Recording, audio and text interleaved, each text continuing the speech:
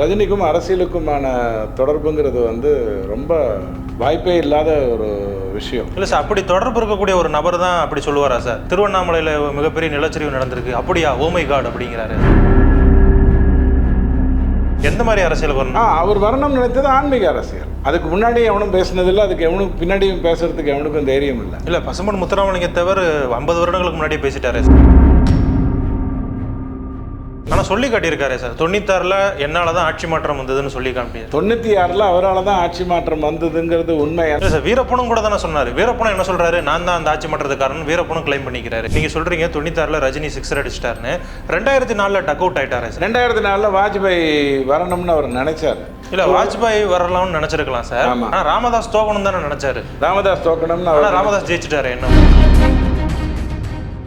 ஆனால் நாளைக்கு விஜய் அரசியலுக்கு வராரா, அந்த மேடையில் கண்டிப்பாக அஜித் வந்து அவருடைய ஆதரவு தெரிவிப்பார். நீங்கள் சொல்கிறத நான் எப்படி புரிஞ்சுக்கிறேன்னா, ரஜினி அவர்கள் விஜய் ஆதரிப்பார், அஜித்தையும் ஆதரிக்க சொல்லுவாருன்னு நான் புரிஞ்சுக்கிறேன்.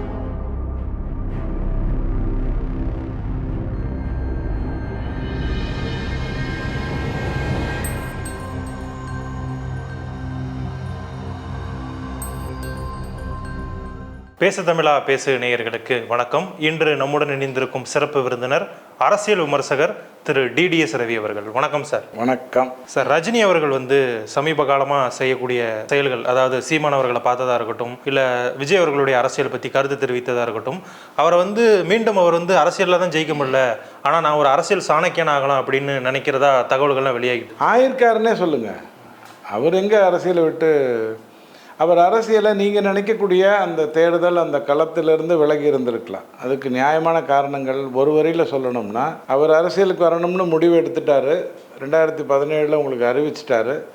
ஒரு எம்ஜிஆர் மெடிக்கல் யூனிவர்சிட்டியில் போகும்போது எம்ஜிஆர் ஆட்சியை என்னால் தர முடியுங்கிற வார்த்தையும் அவர் பயன்படுத்தினவர் 2020 நான் வரப்போகிறேன், மாற்றத்தை ஏற்படுத்தணும், உயிரை பற்றி கவலை இல்லை, என்னுடைய உடல்நிலையை பற்றி கவலை இல்லைன்னு சொல்லி கட்சி தொடங்க போகிறேன்னு சொல்லிட்டாரு. அதற்கு பிறகு அவர் வரலை அப்படிங்கிறதுக்கு நீங்கள் விமர்சன பார்வைகள் எப்படி வேணாலும் வைக்கலாம். அதை பற்றி எனக்கு அக்கறை இல்லை. எனக்கும் அதில் வருத்தம் இருக்குது. அவர் வந்திருந்தால் நிறைய மாற்றங்களை ஏற்படுத்தியிருக்கலாம் அப்படிங்கிற ஒரு எண்ணம் எனக்கு இருக்குது. ரஜினிக்கும் அரசியலுக்குமான தொடர்புங்கிறது வந்து ரொம்ப வாய்ப்பே இல்லாத ஒரு விஷயம். இல்லை சார், அப்படி தொடர்பு இருக்கக்கூடிய ஒரு நபர் தான் அப்படி சொல்லுவாரா சார்? திருவண்ணாமலையில் மிகப்பெரிய நிலச்சரிவு நடந்திருக்கு, அப்படியா, ஓமை காட் அப்படிங்கிறாரு. இங்கே பாருங்கள், வயநாடை பற்றி நீங்கள் கேட்டிருந்தா கூட அவர் அந்த மாதிரி சொல்லியிருக்கலாம். நீங்கள் ஒரு மைக்கை பிடுங்கி அவர் எங்கே வராரோ அந்த இடத்துல நிறுத்தி வச்சுட்டு ஒரு கேள்வியை கேட்குறீங்க. தூத்துக்குடிக்கு அவர் ஒரு போராட்டத்திற்கு சூழ்நிலையை பார்க்கறதுக்காக போகிறாங்க. அங்கே ஆளை செட் பண்ணி ஒரு ஆள் வந்து நீங்கள் யார் அப்படின்னு கேட்க வைக்கிறீங்க. ரஜினியை பற்றி தெரியாதவன் இன்னும் பிறக்கவே இல்லை. 4 மாத குழந்தையாக கருவில் இருக்கக்கூடியவனு கூட, அந்த குழந்தைக்கு கூட ரஜினினா யாருன்னு தெரியும். நீங்கள் ஒரு ஆளை செட் பண்ணி கேள்வி கேட்க வைக்கிறீங்க. 3 வருஷம் கழித்து அந்த ஆள் ஏதோ ஒரு திருட்டு கேஸில் மாட்டிக்கிறான். இவ்வளோ தான் அவனுடைய பேக்ரவுண்டு. நீங்கள் அதை வந்து கட்ட செய்தியாக மாற்றணும்னு முடிவு பண்ணுறீங்க. அங்கே போயிட்டு திடீர்னு அந்த 7 பேர் பற்றி என்ன நினைக்கிறீங்கன்னு கேட்குறீங்க. எந்த 7 பேருங்கிறது வந்து நான் கேட்குறது இயல்பான ஒரு கேள்வி தானே. ஒரு காமெடிக்காக நான் சொல்கிறேன்.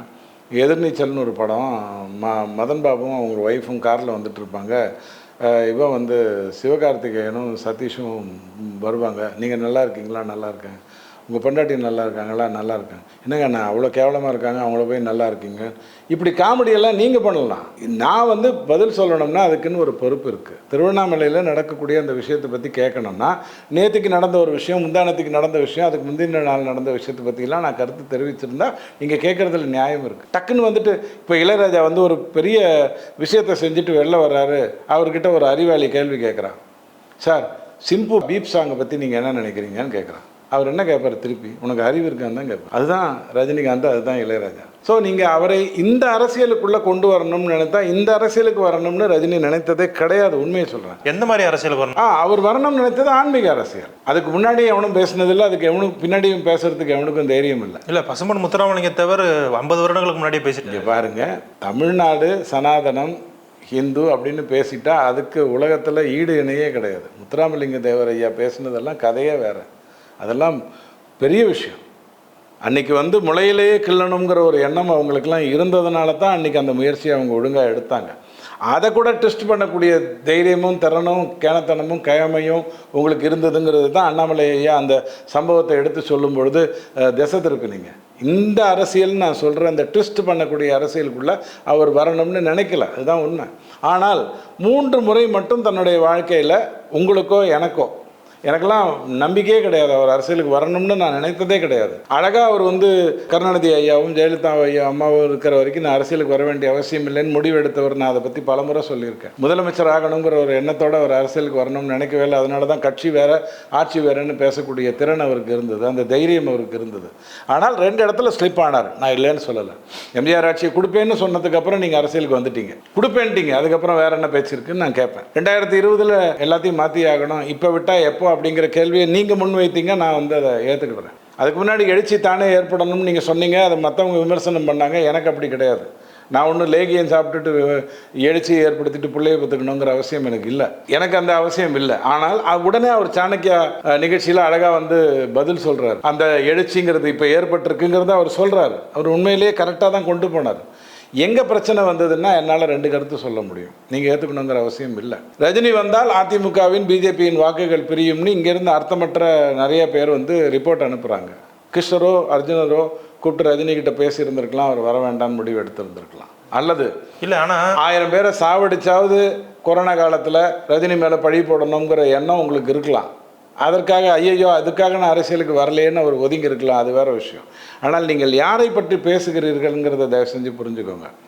ஒரு மனிதன் எந்த இடத்துலேருந்து எந்த இடத்துக்கு வந்திருக்கான், வந்ததுக்கு அப்புறமும் பற்றற்றாமல் எப்படி அவன் இருந்தான், எப்படி அந்த புகழுங்கிற விஷயத்துக்குள்ளே போய் சிக்கிக்காமல் இருந்தான். அவனும் ஒரு கடந்த பாதையை கடந்து வந்தான். போதையில் சிக்கிக்கிட்டான். கிட்டத்தட்ட 3 ஷூட்டிங் நடத்திக்கிட்டு இருந்தான். இது நாகேஷுக்கு இதுக்கு முன்னாடி நடந்திருக்கு. அவரும் அதே பாதையில் போய் உயிர் பிழைத்து வந்தவர் தான். ரஜினியும் தர்மயுத்தம் படத்துக்கு முன்னாடி நிறைய விஷயங்களை சந்தித்தார். அது இன்றைக்கி இருக்கக்கூடிய இளைய தலைமுறைகளுக்கு தெரியாது. அதெல்லாம் பார்த்துட்டு வந்தவர் தான். இல்லை, அதை பற்றி தான் சார் நாங்கள் உங்கள்கிட்ட கேட்கணுன்னு இருக்கோம். அதாவது எம்ஜிஆர் அவர்கள் வந்து பாலிடிக்ஸில் ஆக்டிவாக இருந்தப்பவே ரஜினி அவர்களுக்கு திமுக, காங்கிரஸ் உள்ளிட்ட கட்சிகள் அழைப்பு விடுத்ததாக கூறப்படுது. அதெல்லாம் உண்மைதானா சார்? அந்த கால நிகழ்வுகளை சொன்னா பாருங்க, ரஜினியை எல்லாருமே தன் பக்கம் இழுக்கணும்னு நினைத்தது நியாயமான ஒரு விஷயம். திமுகவோட ரஜினிக்கு அரசியல் ரீதியாக பொருந்தாது. ஆனால் நீங்கள் விமர்சன பார்வை வைக்க சொன்னீங்கன்னா அவர் ஏன் இன்னும் திமுகவை சப்போர்ட் பண்ணிகிட்டு இருக்காரு, திமுகவுக்கு எப்போ தேவையோ அப்போல்லாம் முன்னாடி வந்து நிற்கிறாரு, கந்த சஷ்டி கவசத்துக்கு பிறகு எதிர்கருத்துக்களை சொல்லாமல் இருக்கார், சனாதன ஒழிப்புக்கு கூட பதில் சொல்லாமல் இருக்காருங்கிற கேள்விக்கு எனக்கும் விடை இல்லை. அது வேறு விஷயம். எம்ஜிஆர் அதிமுகவை தொடங்குவதற்கு முன்னாடியும் அரசியலை வேலையாக தான் வச்சுக்கிட்டு இருந்தார். ரஜினியும் அரசியல் அப்படின்னு இந்த கட்சி தொடங்க போகிறேன், கொடி கொண்டு வர போகிறேன், ஆன்மீக அரசியல் கொண்டு வர போகிறேன், சிஸ்டத்தை மாற்ற போகிறேன்னு பேசுகிறதுக்கு முன்னாடியும் அந்த அரசியலில் அவர் இருந்தார். சோ ஐயா சொல்லுவார், என்கிட்ட நிறைய பேர் வந்து பேசியிருக்காங்க, நிறைய விஷயங்களை சொல்லியிருக்காங்க, அதை நான் வெளியில் சொல்ல முடியாது, ஏன்னா எனக்குன்னு ஒரு நேர்மை இருக்குது. அந்த மாதிரி ரஜினியை தினமும் சந்திக்கின்றவங்க இருக்காங்க. நீங்கள் வந்து ஒரு குற்றச்சாட்டை ரஜினிகாந்த் மேலே வைக்க முடியாது. ரஜினிகாந்தை போய் நான் சந்தித்தேன், அந்த ஃபோட்டோவை ரஜினி வெளியிட்டார் அப்படின்னு நீங்கள் யாரை பற்றியும் சொல்ல முடியாது. ரஜினி சந்தித்ததை வெளியுலகத்துக்கு சொல்லணுங்கிற அவசியத்தை அவர் ஏற்படுத்திக்கவே இல்லை. வந்து பார்த்தவங்க வேணால் அதனால் சில காரணங்கள் இருக்குங்கிறதுக்காக தன்னுடைய ஃபோட்டோவை பெருமையாகவும் வெளியிட்டிருக்கலாம், பெருமிதத்துக்காகவும் வெளியிட்டிருக்கலாம், அரசியல் காரணங்களுக்காகவும் வெளியிட்டிருக்கலாம். ஆனால் சொல்லி காட்டியிருக்காரு சார், 96 என்னால் தான் ஆட்சி மாற்றம் வந்ததுன்னு சொல்லி காமிப்பார். 96 அவரால் தான் ஆட்சி மாற்றம் வந்ததுங்கிறது உண்மை. ஏன்னா இன்றைக்கி நீங்கள் வந்து ஒரு 50 வயசு இருக்கிறவங்ககிட்ட போய் கேட்டிங்கன்னா, இன்றைக்கு 50 வயதை கடந்தவர்கிட்ட போய் நீங்கள் கேட்டிங்கன்னா, தமிழ்நாட்டை இனியும் அதிமுக ஆட்சிக்கு வந்தால் ஆண்டவனாலையும் காப்பாற்ற முடியாதுங்கிற வார்த்தையை அவர் தான் பயன்படுத்தினார். இல்லை சார், வீரப்பனும் கூட தானே சொன்னார். வீரப்பனும் என்ன சொல்கிறாரு, நான் தான் அந்த ஆட்சி மாற்றத்துக்கு காரணம் வீரப்பனும் கிளைம் பண்ணிக்கிறாரு. அதாவதுங்க, வள்ளுவர் திருக்குறள் எழுதினார், எனக்கு தெரியும். நிறைய பேர் குறள் மாதிரி எழுதியிருக்காங்கங்கிறத நீங்கள் சொல்கிறீங்க, எனக்கு அதை பற்றி கவலை இல்லை. 1330 குறள், 10,000 11,000 வார்த்தைகள், 2000 வரிகளில் உலகத்தை அழகாக எடுத்து சொன்னார் வள்ளுவர், எனக்கு தெரியும். நீங்கள் கூட அந்த மாதிரி ஏதாவது எழுதியிருந்திருக்கலாம், அது உங்களுடைய பிரச்சனை. ரஜினி சொன்னதை பற்றி என்னால் பதில் சொல்ல முடியும். அந்த விஷயம் அவர் இன்னைக்கு மாறுதட்டிக்கல. இல்லை சார், எல்லா நிகழ்வுகளுமே அதிமுகவுக்கு எதிராக இருந்துச்சு 96. அதனால தான் அவ்வளோ பெரிய வெற்றி அவங்க எடுத்துக்கிட்டாங்க. ஆனால் ரஜினி வந்து அந்த கிரெடிட்டை வந்து தான் எடுத்துக்க முயற்சி பண்ணுறாருன்னு சொல்லி கடைசி பாலில் 6 அடிப்பாருன்னு யாரை சொல்லுவீங்க? தோனி தான் சொல்லுவாங்க. ஏன்? வின் பண்ணோங்கிறது எல்லாம் இருந்துருச்சுங்க. போடுற பவுலர் வந்து ஃபுல் டாஸ் போட போகிறாரு, தோனி வந்து அடிச்சிட்டாரு. 6ரும் பக்கத்தில் இருந்ததுங்க. ஆஸ்திரேலியாவில் இருக்கிற மாதிரி பெரிய கிரவுண்டு இல்லைங்க, சிட்னி மாதிரி சின்ன கிரவுண்டு தாங்க, ஆஸ்திரேலியாவில் இருக்கிற சின்ன கிரவுண்டு தாங்க, அதனால் அடிச்சிட்டாருன்னு நீங்கள் சொல்லுவீங்களா? தோனி மேலே வைக்கக்கூடிய நம்பிக்கை எதனால் வருது தெரியுமா? 2 பாலுக்கு வந்தாலும் 3 பாலுக்கு வந்தாலும் அந்த மனுஷன் சிக்ஸர் அடிப்பாங்கிற நம்பிக்கை நீங்கள் தோனிக்கு மேலே வைத்ததுக்கு காரணம் தோனி வந்து அடிப்பார் அப்படிங்கிற அந்த எண்ணத்தோட தான். முதல் பால்லேயே சிக்ஸர் அடிப்பான்னு நீங்கள் யாரை சொல்லுவீங்க? கிருஷ்ணமாச்சாரி சீக்வந்த சொல்லுவீங்க. மால்கம் மார்ஷல் போட்டாலும் அடிப்பான் அப்படின்னு நீங்கள் அந்த மனிதன் நீங்கள் வைக்கிற நம்பிக்கை வந்து நியாயமானது, உங்கள் பிரச்சனை. ஆனால் அந்த நம்பிக்கைக்காக அவர் வந்து நிறைய உழைச்சிருக்காருங்கிறதுல எந்த மாற்று கருத்தும் இல்லை. ஆனால் கருணாநிதி ஐயா சொன்னாரா அந்த 96 தேர்தலுக்கு அப்புறம் ரஜினியால தான் வந்தேன்னு சொன்னாரா? ஒரு பெரிய பட்டியல் படிக்கும்போது 18ஆவதோ 20ஆவதோ பேரா ரஜினிகாந்த் பேரை படிமாயிருந்தார். அதுதான் அரசியல்வாதி. நீங்கள் சொல்கிறீங்க 96ல் ரஜினி சிக்ஸர் அடிச்சிட்டாருன்னு. 2004 டக் அவுட் ஆகிட்டாரு. 2004 வாஜ்பாய் வரணும்னு அவர் நினைச்சார். வரணும்னு அவர் உண்மையிலே நினைச்சார். காரணம் என்னென்னா 50லேருந்து 47லேருந்து ஒரு அரசு நடந்து கொண்டே வருது. 84 வரைக்கும் ஒரு அரசு நடந்துக்கிட்டே வருது. ஒரு குடும்பத்தை சார்ந்தவர்கள் மட்டுமே அதில் இருக்காங்க. அதை தாண்டி உடச்சிட்டு யாராவது வரணும்னா 6 பிரதமர்களை தூக்கி அடிக்கிறாங்க. 96லே கிட்டத்தட்ட 160 சீட்டு பிஜேபி வெற்றி பெற்றது. ஆனால் ஆட்சி அமைக்க முடியல. 98ல் அது ஆட்சிக்கு வரணும்னு நினைக்குது. 13 நாள் 13 மாதம்னு அதை சாவடிக்கிற வேலையை எல்லாரும் பண்ணாங்க. 99லேருந்து ஒரு அற்புதமான ஆட்சி அமைச்சார். இன்றைக்கி நீங்கள் சென்செக்ஸில் வந்து நீங்கள் வந்து 75,000 தாண்டிடுது அப்படின்னு சொன்னால் அன்றைக்கி 6,000 12,000 ஆக்கிற வேலையை களத்தை அமைத்து கொடுத்தது வாஜ்பாயோடைய அரசு. வாஜ்பாய் வரணும்னு அவர் நினச்சார். அதே ரஜினி தான் 98ல் கோயம்புத்தூரில் ஒன்றும் நடக்கலை, எல்லாமே ஒரு சதி தான் அப்படின்ற மாதிரி ஒரு தவறான கருத்தையும் அவர் எடுத்து சொன்னார்.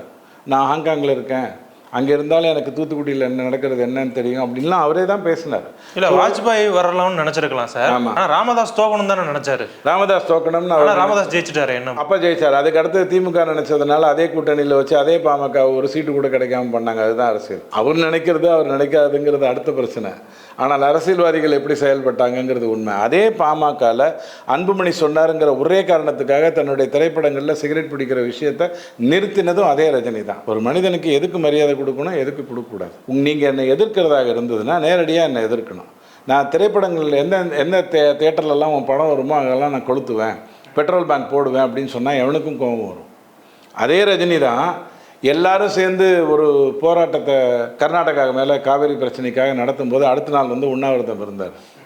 அன்னைக்கு 2001 1 கோடி ரூபாய் நான் வந்து நதிநீர் இணைப்புக்கு கொடுப்பேன்னு சொன்னார். அதுக்கும் சில பேர் கேள்வி கேட்டான், கொடுக்கலையே அவருன்னு. எங்கே போய் கொடுப்பாரு? நீங்கள் அதுக்கான பேங்கை திறந்தால் தானே அதை கொண்டு போய் கொடுப்பார். அதற்கான எங்கே கொண்டு போய் கட்டணும்? 1 கோடி ரூபாய் கையில் வச்சுட்டு வாங்க வாஜ்பாய் வாங்கிக்கோங்க, வாங்க மன்மோகன் சிங் வாங்கிக்கோங்க நான் சொல்ல முடியும். ஆமாம் சார், நீங்கள் எல்லாருமே பார்த்தீங்கன்னா இப்போ இலங்கை தமிழர் போராட்டமாக இருக்கட்டும், காவிரி பிரச்சனையாக இருக்கட்டும், எல்லாருமே ஒருங்கிணைந்து ஒரு போராட்டம் நடத்துகிறாங்க. அதில் மட்டும் ரஜினி அவர்கள் வந்து எப்போவுமே தனித்து நிற்கிறாரு. தனித்து ஒரு இடத்துல தான் நின்றார். அதே நீங்கள் வந்து அந்த டேம் பிரச்சனை வந்தபோது கூட்டத்தோட கூட்டமாக இருந்து தான் அவர் பேசினார். எப்போதுமே அப்படி தான் இல்லை. மற்றவங்க பேசுகிற கருத்தும் அவருடைய கருத்தும் வேறுபட்டு தானே இருந்தது. ஒரே ஒரு காரணத்துக்காக இருக்கணும். ஏன்னா வேறு அந்த ரூட்டே வேறு, அந்த வேறு அது வந்து பற்றற்று இருக்கிற தன்னலமற்று இருக்கிற ஒரு வேறு. அந்த வேரும் அந்த தோட்டத்தில் இருக்கக்கூடிய மற்ற செடிகளுடைய மரங்களுடைய வேரும் ஒன்றும் இல்லை. அதனால் அவர் பேசுறதுல எந்த தப்பும் எனக்கு தெரிஞ்சு இல்லை. ரஜினி அப்படிங்கிறவரை நீங்கள் விமர்சிக்க வேண்டும் என்று சொன்னால் ஒரே ஒரு காரணத்துக்காக மட்டும் நானும் கடந்த 3 வருடமாக விமர்சிக்கிறேன். நானும்னா நான் ஏதோ பெரிய ஆள் நினச்சிட்டு சொல்லலை. நான் ஒரு தீவிர ரஜினி ரசிகன். நான் கரெக்டாக ஃபாலோ பண்ணியிருக்கேன். அவர் கரெக்டாக தான் போகிறாரு, இவங்க தான் இப்படி பேசுகிறாங்கன்னு எனக்கு தெரிந்தாலும் இன்றைக்கும் எனக்கு புலப்படாத இருக்கக்கூடிய ஒரு விஷயம், சனாதனத்தை எதிர்ப்பேன்னு சொன்னதுக்கு அப்புறமும் அந்த இடத்துல வந்து ஒரு கருத்து சொல்லாமல் ஏன் ரஜினி இருக்கார், அப்படி திமுகவை ஏன் அவர் காப்பாற்றுறாருங்கிற அந்த விமர்சனம் வேணால் எனக்கு இருக்கலாம். 370 வந்தபோது தமிழகத்தில் இருந்து 370 கொண்டு வந்தது ஒரு அர்ஜுனனாலையும் ஒரு கிருஷ்ணனாலையும் தான் முடியும் அப்படின்னு தெரியுமா சொல்லக்கூடிய ஒரே மனிதன் ரஜினிகாந்தன் தான். வேற எவனுக்கு சொல்கிறதுக்கு துணிவு இருந்தது? ஆனால் ரஜினி அப்படிங்கிறவர் அரசியலுக்கு வராதனால இன்றைக்கி ஏதாவது பாதிப்பு வந்ததுதான்னு கேட்டால் இல்லை. அண்ணாமலை கிட்ட ரஜினியோடைய தாக்கம் இல்லாமல் அண்ணாமலை வரல. அண்ணாமலை ரஜினி நடக்காத அந்த பாதையில் அண்ணாமலை வந்துடல. நாளைக்கு விஜய் வரப்போகிறாருன்னா ரஜினியோடைய நிதானம் விஜய்கிட்ட இருக்குதுன்னு நான் பலமுறை உங்களுக்கு சொல்லியிருக்கேன். ரஜினி தாக்கம் இல்லாமல் அடுத்த சில வருடங்களில் மாற்றம் ஏற்படுத்தணும்னு நினைக்கக்கூடியவங்க வர்றதுக்கு வாய்ப்பே இல்லை. ஒருத்தன் இந்த சமுதாயத்துக்கு நல்லது பண்ணுறான்னா அங்கே ரஜினியோடைய உதவி தெளிவாக வந்து நிற்கும். இல்லைனா துக்ளக்குடைய ஆண்டு விழாவில் வந்துட்டு முரசொலியை கையில் வச்சுட்டு இருக்கிறவனை திமுகன்னு சொல்லுவீங்க, துக்ளக்கை படிக்கிறவனை அறிவாளின்னு சொல்லுவீங்கிற வார்த்தை வரணுங்கிற அவசியமே கிடையாது. அந்த இடத்துல துக்ளக் நிற்கணும்னு அவர் நினச்சார். ஏன்னா அன்னைக்கு சசிகலாவை ஓப்பனாக எதிர்த்து அட்டைப்படமும் கருத்துக்களையும் தெரிவித்தது துக்ளக் மட்டும்தான். ஆக அவர் ஏன் அப்படி சொல்கிறாரு அப்படிங்கிற கேள்விக்கு எங்கிட்ட பதில் இருக்குது. அவர் ஏன் பேசாமல் இருக்காருங்கிற அந்த கேள்வி கேட்டிங்கன்னா எங்கிட்ட பதில் இல்லை. ஓகே சார், அரசியலில் இவ்வளவு பாதைகளை கடந்து வந்திருக்காரு. ஆனால் இப்போ விஜய் ரஜினி அவர்களை விட முந்திட்டாரு, அதனால ரஜினி அவர்களுக்கு பொறாமை அப்படின்னு சொல்லப்படுது. அது உண்மையா? டான் பிராட்மேன் ஒரு கிரிக்கெட்டர், பாடி லைனுங்கிறது எப்படின்னா உங்களை தாக்கணுங்கிறதுக்காகவே பந்து போடுறான். அந்த சீரீஸ் பூரா பந்து போடுறான். அது பாடி லைன் சீரீஸ்னே சொல்லுவாங்க. அவர்கிட்ட இங்கே காடு இங்கே காடு இங்கே காடு இங்கே காடெல்லாம் இல்லை. டான் பிராட்மேன்ட்ட பேட்டிங் தான் இருந்தது. அது டான் பிராட்மேன். அதற்கு பிறகு கொஞ்சம் ஹெல்மெட்டை போட்டுக்கிட்டு இங்கெல்லாம் கொஞ்சம் காதெல்லாம் மூடிக்கிட்டு ஒரு சுனில் கவாஸ்கர். அதற்கப்புறம் முழுசாக ஹெல்மெட்டை போட்டு கரெக்டாக தன்னுடைய எல்லா இடங்களையும் எல்போலேருந்து எல்லாத்தையும் பாதுகாக்கக்கூடிய ஒரு சச்சின் தெண்டுல்கர். அதற்கு பிறகு ஒரு தோனி. இது கால மாற்றத்தில் வரும். டான் பிராட்மேன் தான். அவன் சுனில் கவாஸ்கர் இல்லை, அவன் சச்சின் தெண்டுல்கர் இல்லை, அவன் தோனி இல்லை. அந்த மாதிரி ரஜினி அப்படிங்கிறவர் சகாப்தம், அதில் மாற்று கருத்தே இல்லை. அந்த பாதையினால் வரக்கூடியவங்க யாராக இருந்தாலும் அவரை விட இவருக்கு நல்லா வந்திருக்கு அப்படின்னு சொன்னால், கடந்த 6 படங்கள் ரஜினிக்கு ஊற்றலை. கருப்பை வெள்ளையாக்கக்கூடிய சந்தர்ப்பம் இல்லாமல் போகலை. அரசியலுக்கு வருவதற்கு இது ஒரு நிர்பந்தமாக இருந்தபோது ரஜினிக்கும் அந்த நிர்பந்தம் இருந்தது. அரசியலுக்கு வரணுங்கிற நிர்பந்தம் நியாயமான காரணங்கள் இருந்தது. ஒரு வெறுமை வந்துருச்சு இந்த அரசியலில், கருணாநிதி ஐயாவும் ஜெயலலிதா அம்மாவும் இல்லாத போதுன்னு சொன்னவர் அவர் தான். வந்திருக்கலாம், வரல. ஆனால் விஜய்க்கு வருவதற்கு ஒரு காரணம் இருக்குது. நீங்கள் சுற்றி அடிக்கிறீங்க. 2021 எந்த படமாக இருந்தாலும் உதயநிதி ஓகே பண்ணால் தான் திரைப்படமாகவே வரும்னு நீங்கள் முடிவு பண்ணுறீங்க. அவர் வரணும்னு சொல்கிறாரு. காரணம் இருக்கலாம். அந்த இடத்துல கூட ரஜினி வராமல் இருந்திருக்கலாம், காரணம் இருக்கலாம். ஸோ அடுத்து வர்றவனை முந்தின இருக்கிறவனோட கம்பேர் பண்ணாதீங்க. ரஜினியை மீறி விஜயால் ஒரு பெரிய விஷயத்தை ஒன்றும் சாதிச்சிட முடியாது. ஆனால் நாளைக்கு விஜய் அரசியலுக்கு வராரா, அந்த மேடையில் கண்டிப்பாக அஜித் அவருடைய ஆதரவை தெரிவிப்பார். இதுக்கு பின்னாடி யார் இருப்பாங்கங்கிறது எல்லாருக்கும் தெரியும். அஜித் வருவாருங்கிறீங்களா சார்? அஜித் ஆதரவை தெரிவிப்பாருன்னு நான் சொல்கிறேன். நீங்கள் எழுதி வச்சுக்கோங்க. விஜய் அரசியலுக்கு தெளிவாக வந்துட்டு பின்னாடி யார் சார் இருக்கா? எனக்கு தெரிஞ்சு ரஜினியுடைய வேலைகள் எல்லாமே நேர்மையாக நடந்திருக்கு, வெட்ட வெளிச்சமாக நடக்கல. எதை சாதாரணமாக சால்வ் பண்ண முடியுமோ சாதாரணமாக செஞ்சிருவார். உதாரணத்துக்கு சொல்கிறேன், நீங்கள் ஒரு பூஜை பண்ணுறீங்கன்னு வச்சுக்கோங்களேன். அது உலகத்துக்கு தெரிஞ்சு தான் நீங்கள் பண்ணணுங்கிற அவசியம் இல்லை. நீங்கள் பொட்டேட்டிட்டோ சந்தனம் இட்டுட்டோ வந்துட்டீங்கன்னா நீங்கள் ஒரு பூஜை பண்ணிட்டு வந்திருக்கீங்கன்றது 4 பேர் புரிஞ்சுக்கிட்டு போயிடுவாங்க. ஆனால் நீங்கள் ஒரு விரதம் இருக்கீங்கன்னு சொல்கிறீங்கன்னு வச்சுக்கோங்க, அதை நீங்கள் வெளிக்காட்ட வேண்டிய அவசியமே வராது. அந்த விரதம் உங்களோடய இருந்து அந்த காரணத்துக்காக வந்துட்டு போயிடும். ரஜினி பல விஷயங்களை வெளில சொல்கிறது இல்லை. நீங்கள் சொல்கிறத நான் எப்படி புரிஞ்சுக்கிறேன்னா, ரஜினி அவர்கள் விஜய் ஆதரிப்பார், அஜித்தையும் ஆதரிக்க சொல்லுவாருன்னு நான் புரிஞ்சுக்கிறேன். எல்லாமே இயல்பாக நடக்கும். அந்த இயல்புக்கு பின்னாடி கண்டிப்பாக ரஜினியோடைய ஒப்புதல் இருக்கும், ரஜினியோடைய ஏற்புடைமை இருக்கும். அப்படிங்கிறதுல எனக்கு எந்த மாற்றமும் இல்லை. நான் திரும்பவும் சொல்கிறேன், 75 வயது, இன்னி வரைக்கும் அவருடைய திரைப்படத்தில் அவர் செய்த சாதனையை இன்னொருத்தன் செஞ்சதில்லை. கண்டிப்பாக அந்த சாதனையை செய்தவரை நீங்கள் ஒரு சுருக்கு பைக்குள்ளே வச்சுக்கிட்டு அரசியல் பார்வையிலேருந்து பார்க்குறீங்க. திருவண்ணாமலையை பற்றி அவர் ஏர்போர்ட்லேருந்து எந்த மீட்டிங்க்கு அர்ஜென்ட்டாக போகணும்னு வராரோ, எங்கே லேட்டாக வந்ததுனால வேகமாக போயிட்டுருக்காரோ அந்த இடத்துல திருவண்ணாமலை பற்றி நீங்கள் என்ன நினைக்கிறீங்கன்னா, நான் ரஜினியாக இருந்தால் எனக்கு ரமண மகரிஷி தான் தெரியும், எனக்கு கிரிவலம் தான் தெரியும், எனக்கு திருவண்ணாமலை ஜோதி தான் தெரியும், திருவண்ணாமலையில் இருக்கிற சிவலிங்கம் தான் எனக்கு தெரியும். உங்களுக்கு எது வேணாலும் தெரிஞ்சுட்டு போகலாம். ஆக ஒரு விமர்சன பார்வையை வைக்கணும், சோஷியல் மீடியாவில் ஒரு ட்ரெண்டிங் பண்ணணும், ஒரு ட்ரோல் ஓட்டணுங்கிறது உங்களுடைய வேலையாக இருக்கலாம். என் வேலை அது இல்லை. சொல்லப்போனால் நல்ல இருட்டில் கண்ணு தெரிஞ்சவனுக்கு, கண்ணை திறந்தவனுக்கு வெளிச்சம் தெரியும். உங்களுக்கு லைட்டு போட்டால் தான் தெரியுங்கிறது உங்கள் பிரச்சனை. நடக்கணும்னு நினைக்கிறவனுக்கு இருட்டில் வெளிச்சம் தெரியும். அதுதான் இயல்பு, அதுதான் ரஜினி. ஸோ விமர்சிக்கணுங்கிறதுக்காக அவரை இந்த அரசியலுக்குள்ளே கொண்டு வராதிங்க. இந்த அரசியலுக்கு ரஜினி உகந்தவர் இல்லை, ஃபெயிலியர்னே வச்சுக்கோங்க. தோற்று போயிட்டாருன்னு சொல்லுங்கள், நான் சந்தோஷப்பட்டுக்கிறேன். இந்த அரசியலுக்கு ரஜினி ஒத்து வர மாட்டார். அவருடைய திரைப்பட வாழ்க்கையாக இருக்கட்டும், அல்லது அவர் வாழ்க்கையில் அவர் செஞ்ச நிறைய விஷயங்களாக இருக்கட்டும், ஒவ்வொன்றும் மிகப்பெரிய விஷயங்களை காட்டி கொடுத்தது. நிறைய விஷயங்களை சாதாரணமாக எடுத்து சொன்னார். ஒரு உதாரணத்துக்காக சொல்கிறேன், மிகப்பெரிய ஃபெயிலியர் படம்னு அண்ணாத்தையை சொல்லுவீங்க. என்னால் அதுக்கு பல காரணங்கள் சொல்ல முடியும், மழையை சொல்ல முடியும், ஏற்பட்ட விமர்சனங்களை சொல்ல முடியும். ரஜினி வந்தால் அரசியலுக்கு நல்லதுன்னு நினைத்த நிறையா பேர் அந்த படம் கொஞ்சம் சீரியல் டைப்பில் போகுதுன்னு சொல்லி வெளியில் சொல்லி அதை சாகடிக்கணும்னு முடிவு பண்ணதெல்லாம் எனக்கு நல்லா தெரியும். ஆனால் ஒரு பெண் அந்த வீட்டை விட்டு அந்த பெற்றோருக்கு ஒப்புதல் இல்லாமல் கல்யாணம் பண்ணிக்கணும்னு நினச்சா அந்த படத்தை அந்த பொண்ணோட உட்காந்து பாருங்கள். இன்டர்வல் சீனில் அந்த பொண்ணுடைய மனமாற்றம் தெளிவாக தெரியும். ஒரு படம் மூலமாக என்ன சொல்லணுங்கிறது ரஜினிக்கு தெரியும். 94 வரைக்கும் எந்த படத்தை பற்றியும் இது இப்படித்தான் போகணும்னு அவர் சொல்லலை. வேட்டையனில் சொன்னது கரெக்டு தானே சார்? என்னது மெக்காலே அவர் சொல்லியிருந்தது மிகப்பெரிய தப்பு, அனுமதித்தது தப்பு. அவருக்கு சொல்லியிருக்கிறதுக்கு தெரிஞ்சிருக்காது.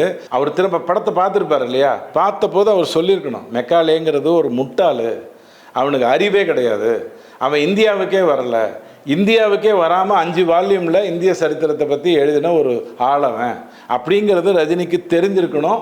அவர் அதை தடுத்திருந்திருக்கணும். தடுக்கலை, நான் ஒத்துக்கிறேன். மெக்காலே பற்றி மட்டும் இல்லை, நீங்கள் மெக்காலே, நான் ஏற்கனவே உங்கள் விவாதத்திலே நான் சொல்லியிருக்கேன், மெக்காலேங்கிற ஒரு செஞ்சது கரெக்டுன்னா, அதாவது இந்தியா பன்முகமாக இருக்குது, அதற்கு ஒரே சட்டம் ஒரே இது கொண்டு வரணுன்றது நீங்கள் போற்றக்கூடிய ஒன்றாக இருந்தால் அதை தான் மோடி செய்கிறாரு, ஆனால் திட்டுறீங்க அப்படிங்கிறத நான் சொல்லியிருக்கேன். முரண்பாட்டின் மொத்த உருவம் இந்த பிரிட்டிஷ் ராஜ்யம். ஓகே, அதை தூக்கி பிடிக்க வேண்டிய அவசியம் பல்லக்கு தூக்கிகளுக்கு இருக்கலாம், எங்களுக்கு இல்லை. இல்லை எல்லாருக்கும் நல்லவங்களா இருக்கும்னு நினைக்கிறாரா சார்? இப்போ அவர் நினச்சதே இல்லை.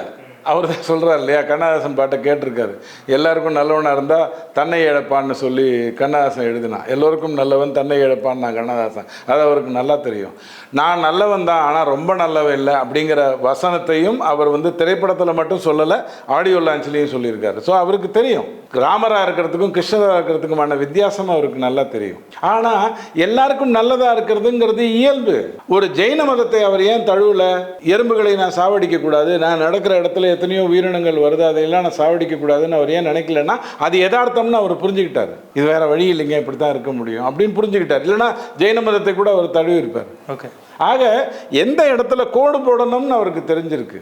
ஒரே ஒரு டிஸ்க்ளைமர், திமுகவுக்கு ஏன் அவர் இப்படி சப்போர்ட் பண்ணுறாருன்னு மட்டும் எனக்கு தெரியல. அவருக்காவது தெரிஞ்சால் நல்லதுங்கிறது என்னோட அபிப்பிராயம். ஓகே சார், எங்களோட இணைந்து ரஜினி அவர்கள் பற்றி நிறைய கருத்துக்களை பகிர்ந்துக்கிட்டீங்க, ரொம்ப நன்றி. தேங்க்யூ. பேசு தமிழா பேசுவினுடைய மக்கள் ஃபவுண்டேஷன் மூலமாக நம்ம ஒரு மிகப்பெரிய ஒரு பசு சரணாலயம் அமைப்பதற்கான முயற்சியில் ஈடுபட்டிருக்கோம். இந்த பசுக்கள் சரணாலயத்திற்கு என்னுடைய கான்ட்ரிபியூஷனாக நான் ஏதாவது கொடுக்கணுங்கிற எண்ண ஓட்டத்தின் அடிப்படையில் கிட்டத்தட்ட 10 ஆண்டுகளுக்கு மேலே நான் கலெக்ட் பண்ண கலை பொருட்கள் அனைத்தையும் விற்று அதன் மூலமாக திரட்டப்படக்கூடிய தொகை என்னவோ அதை இந்த மக்கள் ஃபவுண்டேஷனுக்கு, இந்த பசு சரணாலயம் திட்டத்திற்கு என்னுடைய கான்ட்ரிபியூஷனாக கொடுக்க போகிறேன். இந்த பொருட்கள் அனைத்துமே நம்முடைய பேசு தமிழா பேசு அலுவலகத்தில் விற்பனைக்கு இருக்குது. கீழே இருக்கக்கூடிய இந்த கான்டாக்ட் நம்பருக்கு நீங்கள் கால் பண்ணி இது பற்றின மேலதிக விவரங்களை நீங்கள் தெரிஞ்சுக்கலாம். அது மட்டும் இல்லாமல் மக்கள் ஃபவுண்டேஷனுடைய அக்கௌண்ட் நம்பரை இந்த வீடியோடைய டிஸ்கிரிப்ஷனில் கொடுத்துருக்கோம். நீங்கள் நேரடியாக அந்த அக்கௌண்ட் நம்பர் மூலமாகவும் உங்களுடைய கான்ட்ரிபியூஷன்ஸை கொடுக்கலாம். பேசு தமிழா பேசு ஒரு சேனல் கிடையாது, அது ஒரு இயக்கம்னு நான் உறுதியாக நம்புகிறேன். உங்களுடைய குரலை தான் நாங்கள் ஒவ்வொரு வீடியோலையும் பேசுகிறோம், உங்களுடைய மனசாட்சியை தான் நாங்கள் பிரதிபலிக்கிறோங்கிற ஒரு எண்ணம் எங்களுக்கு இருக்குது. அதே எண்ணம் உங்களுக்கு இருந்ததுன்னா தொடர்ந்து பேசு தமிழா பேசுவனுடைய முயற்சிகளுக்கு நீங்கள் கொடுக்கக்கூடிய ஆதரவை இந்த பசுக்கள் சரணாலயம் திட்டத்திற்கும் கொடுக்கணும்னு சொல்லி ரொம்ப தாழ்மையோடு கேட்டுக்கிறேன். உங்களுடைய அன்பாலையும் ஆதரவாலையும் தான் பேசு தமிழா பேசி இயங்கிட்டு இருக்கு. அதற்கு என்றென்றைக்கும் நன்றி. கல்லால் ஒருவன் அடிக்க உடல் சிலிர்க்க, யாரு? சாக்கிய நாயனார் கல்லாலே அடிச்சார் சிவனை. இந்த மாதிரி ஆன்மீகம் மற்றும் ஜோதிடம் சார்ந்த இன்னும் பல வீடியோக்கள் பார்க்கணுமா? மறக்காம திருவருள் டிவிக்கு சப்ஸ்கிரைப் பண்ணுங்க. திருவருள் டிவியுடைய சேனல் லிங்க் இந்த வீடியோடைய டிஸ்கிரிப்ஷன்ல இருக்கு.